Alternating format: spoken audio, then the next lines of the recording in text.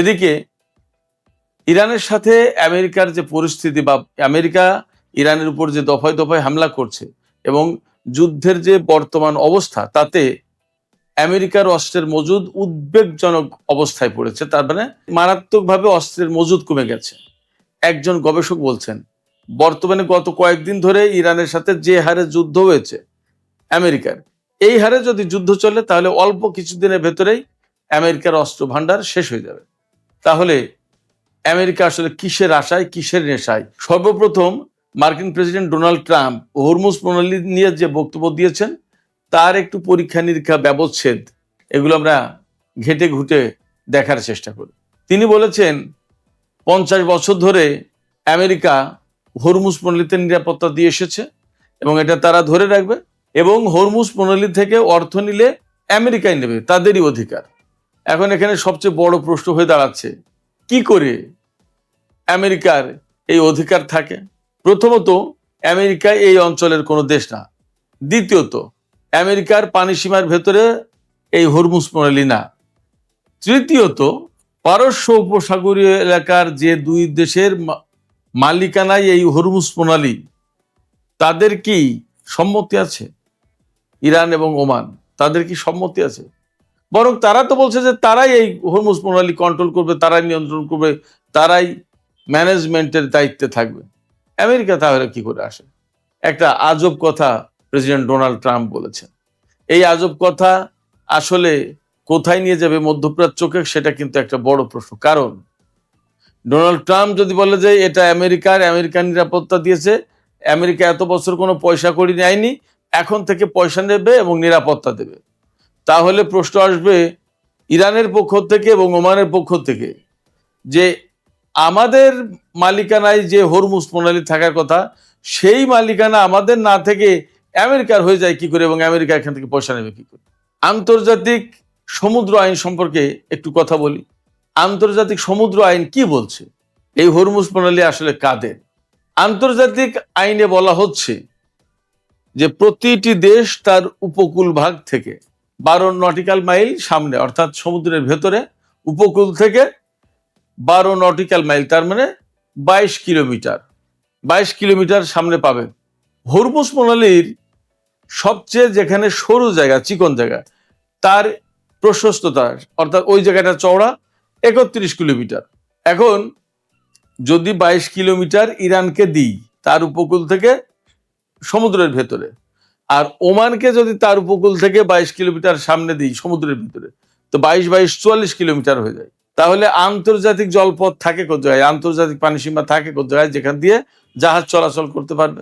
দুই দেশেরই তো পুরোপুরি পূরণ হয় না। তাহলে ধরে নিতে হবে যে যা আছে তা সমান সমান ভাগ করে নেবে। যে জায়গায় সবচেয়ে চিকন সেই জায়গায় 31 কিলোমিটার, তার অর্ধেক হচ্ছে 15.5 কিলোমিটার। ইরানের ভাগে 15.5 কিলোমিটার, ওমানের ভাগে 15.5 কিলোমিটার। তার মানে ইরান 15.5 কিলোমিটার সমুদ্রের ভিতরে আসতে পারবে এবং ওমান 15.5 কিলোমিটার সমুদ্রের ভিতরে যেতে পারবে। তাইলে তো দুই দেশের এইভাবে আসলে এইভাবে শেষ হয়ে গেল। আরো তো লাগবে, কিন্তু সেটা তো হয় না, নেই তো ওভারল্যাপ করার জায়গা কোথায়? সে কারণেই এই 15.5 কিলোমিটার নিয়ে দুই দেশ সন্তুষ্ট থাকলো। তাহলে মাঝখানে তো আন্তর্জাতিক পানিসীমা বলতে আর কিছু থাকলো না। তাহলে কি জাহাজ চলাচল করবে না? এই জায়গায় জাতিসংঘের যে সমুদ্র আইন তা কি বলছে, ইউনিক্লজ যেটা, সেটা কি বলছে? বলছে যে এই রকম প্রেক্ষাপট, যে সমস্ত সমুদ্র সীমার বা এই রকমের প্রণালীতে, সেই জায়গায় এই আইন হবে যে এই সমুদ্র সীমা, অর্থাৎ সমুদ্রের মালিকানা হয়তো উপকূলবর্তী দুই দেশের বা 3 দেশের যে কয়টা দেশ থাকবে তাদের থাকবে, কিন্তু জাহাজ চলাচল একেবারে বিনা বাধায় জাহাজ চলাচল করতে পারবে, ফ্রি মুভমেন্ট পাবে। এখন ইরান এখানে কি বাধা দিতে চায় কিনা জাহাজে? কোন কোন জাহাজ একদম ফ্রিলি মুভমেন্ট করতে পারবে? বাণিজ্যিক জাহাজগুলো, সামরিক জাহাজ না। তো ইরান কি এখানে জাহাজকে বাধা দিতে চায় কিনা, সেটা একটা প্রশ্ন। ইরান বারবার বলছে যে যে পরিস্থিতি তৈরি হয়েছে, এবং এই হরমুজ প্রণালী যেহেতু আমাদের এলাকায়, আমাদের ভূখণ্ডে, আমাদের পানিসীমায়, সেক্ষেত্রে এখানে পরিবেশ ব্যবস্থাপনার ব্যাপার আছে। কারণ প্রতিদিন 100-র বেশি তেল এবং গ্যাসবাহী জাহাজ চলাচল করে, সারবাহী জাহাজ চলাচল করে, জাহাজ ভেড়ে প্রতিদিন অর্থাৎ ওই এলাকায় প্রতিদিন শত শত জাহাজের আনাগোনা থাকে। তো এই যে শত শত জাহাজে হাজার হাজার নাবিক, ক্রু, কাপ্তান, আরো কত কিছু, তাদের খাওয়া দাওয়া, মলমূত্র ত্যাগ থেকে শুরু করে বহু কিছু। আবার তেল গ্যাস পরিবহন করতে গেলে সেখান থেকে কিছু না কিছু চুইয়ে সমুদ্রের ভিতরে পড়ে। সবকিছু মিলে এই অঞ্চলের অর্থাৎ ইরান এবং ওমানের উপকূলের যে পরিবেশ, সেই পরিবেশটা বিঘ্নিত হয়, মারাত্মক রকমের ক্ষতিগ্রস্ত হয়। এতদিন ইরান এবং ওমান এটা ভাবিনি, এখন ভাববে। এখান থেকে এমন একটা ফি তুলতে হবে যে ফি দিয়ে এই হরমুজ প্রণালী এলাকার পরিবেশ, নৌ চলাচলের নিরাপত্তা ইত্যাদি ইত্যাদি ম্যানেজ করা যায়। ইরান এই কথা বলছে। এখন এই রকম কথা কেন বলতে বাধ্য হচ্ছে বা কেন বলা বলি হলো, সেটা হচ্ছে এই যে এই হরমুজ প্রণালীকে কেন্দ্র করে, হরমুজ প্রণালীকে ব্যবহার করে আমেরিকা কিন্তু আপনার বাহরাইনে তার ৫ম নৌবহরের ঘাঁটি গড়ে তুলেছে।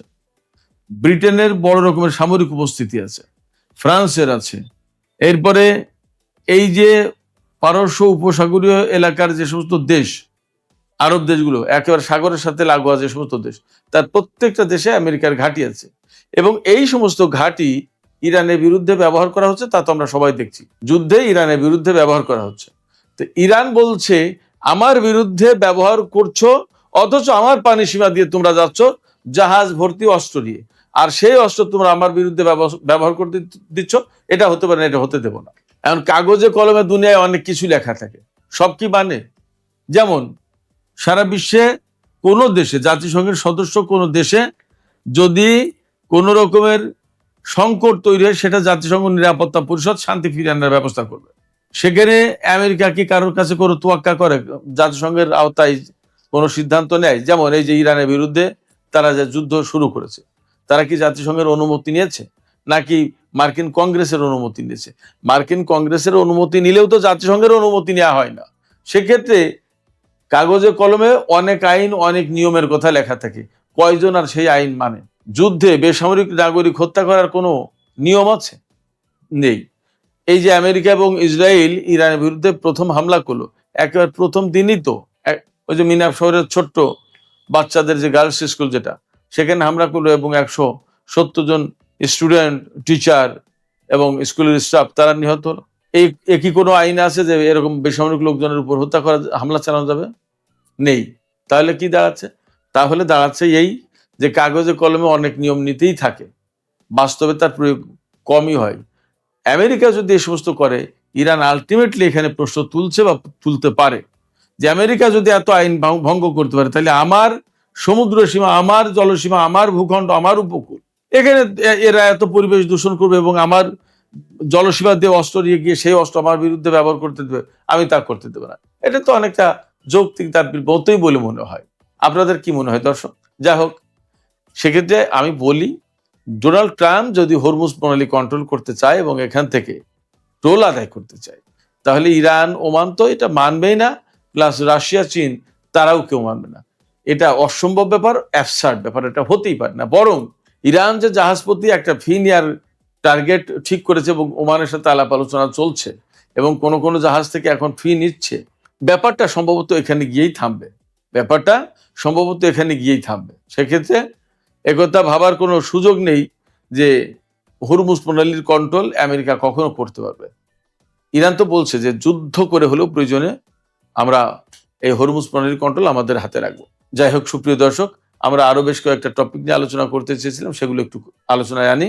এখানে হরমুজ প্রণালী নিয়ে যখন এরকম একটা টেনশন, তখন যুদ্ধ আমেরিকা এবং ইরানের ভেতরে হচ্ছে আমরা দেখতেই পাচ্ছি। এবং আমি তো আরো আগেই প্রশ্ন তুলেছি, পরমাণু কর্মসূচি বাদ দিয়ে এখন হরমুজ প্রণালী কি আমেরিকার কাছে সবচেয়ে বড় টপিক হয়ে গেল কিনা, বড় ইস্যু হয়ে গেল কিনা, যার কারণে যা নিয়ে ইরানের সাথে এখন যুদ্ধ করতে হচ্ছে। এবং ব্যাপারটা তো তাই এখন প্রমাণিত হচ্ছে। ফলে এই হরমুজ প্রণালী নিয়ে বড় সংকট তৈরি হয়েছে এবং এই সংকট খুব সহজে মীমাংসা হচ্ছে না। তাহলে যুদ্ধ অনিবার্য এবং যুদ্ধ ইরান আমেরিকাকে করতে হবে। ইরান কিন্তু আজকে বলেছে যে 14 দফা সমঝোতা স্মারক সই হয়েছে, ইসলামাবাদ সমঝোতা স্মারক, যেটা এইটা এখন কার্যত মারাত্মক সংকটের মধ্যে পড়েছে। সেক্ষেত্রে এই সমঝোতা আদৌ কার্যকর থাকবে কিনা সেটাই প্রশ্ন হয়ে দাঁড়িয়েছে। তাহলে যুদ্ধ অনিবার্য হয়ে যাচ্ছে।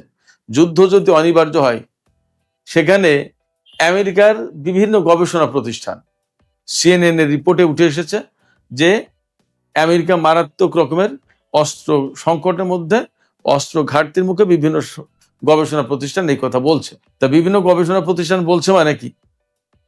তারা তো জেনে শুনেই বলছে, তারা তো বিনা কারণে আমেরিকাকে পরাজিত শক্তি বা দুর্বল শক্তি হিসেবে তুলে ধরার কোনো কারণ নেই। Centre for strategic and international studies, CSIS, এই প্রতিষ্ঠানের প্রতিরক্ষা বিশ্লেষক এবং অবসরপ্রাপ্ত মেরিন কর্নেল মার্ক ক্যানসিয়ান বলছেন যে যুদ্ধ বর্তমান গতিতে চললে ভবিষ্যতে চীন এবং উত্তর কোরিয়ার মতো প্রতিপক্ষের সাথে যুদ্ধ করার সক্ষমতা মারাত্মকভাবে ঝুঁকির মুখে পড়বে। কে বলছে? CIS এর প্রতিরক্ষা বিশ্লেষক এবং সাবেক মার্কিন মেরিন কর্নেল মার্ক ক্যানসিয়ান। এপাশে ব্রুকিংস ইনস্টিটিউশনের পররাষ্ট্র নীতি বিষয়ক গবেষক মাইকেল ও হ্যানলন, তিনি বলছেন যে এতে কোনো সন্দেহ নেই যে আমরা আমাদের অস্ত্রের মজুদ যতটা চাই তার চেয়ে এখন অনেক কম। তার মানে দাঁড়াচ্ছে আমেরিকার যে অস্ত্র ভান্ডার তা অনেকটা ফুরিয়ে গেছে। এবং এই প্রতিবেদনে বলাই হয়েছে যে যুদ্ধের প্রথম দিকে আমেরিকা ধমাধম হাজার হাজার গুরুত্বপূর্ণ এবং অ্যাকুরেট, নির্ভুলভাবে যে সমস্ত ক্ষেপণাস্ত্র হামলা চালাতে পারে এইগুলো ব্যবহার করে ফেলেছে। এ কারণে এখন আর এই রকমের মজুদ নেই তাদের সামনে, তারা কিন্তু ঝুঁকির মুখে। On the other hand, Iran কিন্তু তার অস্ত্র ভান্ডারে এখনও ব্যাপক সমৃদ্ধ এবং তার হাতে প্রচুর সামরিক শক্তি রয়েছে। ইরানের প্রেসিডেন্ট মাসুদ পেজেশকিয়ান সম্ভবত গত পরশুদিন বলেছেন যে হারে যুদ্ধ চলছে, এইভাবে যদি যুদ্ধ চলে আগামী 5 বছর ইরান যুদ্ধ করে যাবে, তবু তার অস্ত্রের মজুদে বড় রকমের টান পড়বে না, শেষ হবে না। তাহলে আমরা দেখতে পাচ্ছি এখন যুদ্ধ করছে ইরান এবং আমেরিকা। আমেরিকার অস্ত্রের ভান্ডার অনেকটা খালি হয়ে যেতে পড়েছে। আমেরিকা অস্ত্রের দিক দিয়ে বেশ একটা উদ্বেগজনক সংকটের মধ্যে পড়েছে। অন্যদিকে ইরান কিন্তু বেশ ভালো অবস্থানে আছে, যার প্রেক্ষাপটে এখন এখানে সিদ্ধান্ত নেওয়ার সময় এসেছে আমার মনে হয়। বিশেষ করে আমেরিকার গবেষক, যারা বুদ্ধিজীবী, রাজনীতিবিদ, তাদের সিদ্ধান্ত নেওয়ার সময় এসেছে। যুদ্ধের এখানেই ক্ষান্ত দেবে, এখানেই সমাপ্তি ঘটাবে, নাকি আরো যুদ্ধ করবে? সামনে কিন্তু অনেক বড় কিছু আছে।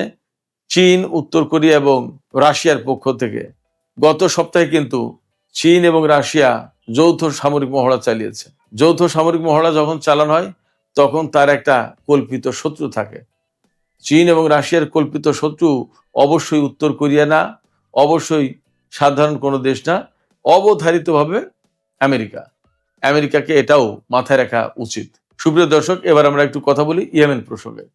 ইয়েমেনের রাজধানী সানার বিমানবন্দরে আজকে সৌদি আরবের পক্ষ থেকে বোমা বর্ষণ করা হয়েছে, বিমান হামলা চালানো হয়েছে। কেন? যাতে ইরানের বিমান নামতে না পারে। ইরানের মহান এয়ারলাইন্সের আরেকটি বিমান আজকে ইয়েমেনে গিয়েছিল যাত্রী নিয়ে। সম্ভবত যে সমস্ত ইয়েমেনি নাগরিককে ইরানের সর্বোচ্চ নেতার জানাজা এবং দাফন অনুষ্ঠানে যোগ দেওয়ার জন্য এনেছিল, হয়তো তাদেরকে আজকে ফেরত দিয়ে গেছে। তো এই বিমান যখন গেছে ইয়েমেনের আকাশে, তখন সৌদি আরবের পক্ষ থেকে রাজধানীর সানার আন্তর্জাতিক বিমানবন্দরে বোমা বর্ষণ করা হয়েছে যাতে বিমানটি না নামতে পারে। এই বিমানটি পরে হোদাইদা বিমানবন্দরে নেমেছে এবং যেভাবে নেমেছে সেখানে আর কিছু করতে পারেনি। তার মানে দাঁড়াচ্ছে ইরান অনেকটা জোর করে বা নিজের ইচ্ছা মতো ইয়েমেনের উপরে যে আকাশ অবরোধ দেওয়া ছিল সেই অবরোধ ভেঙে দিল।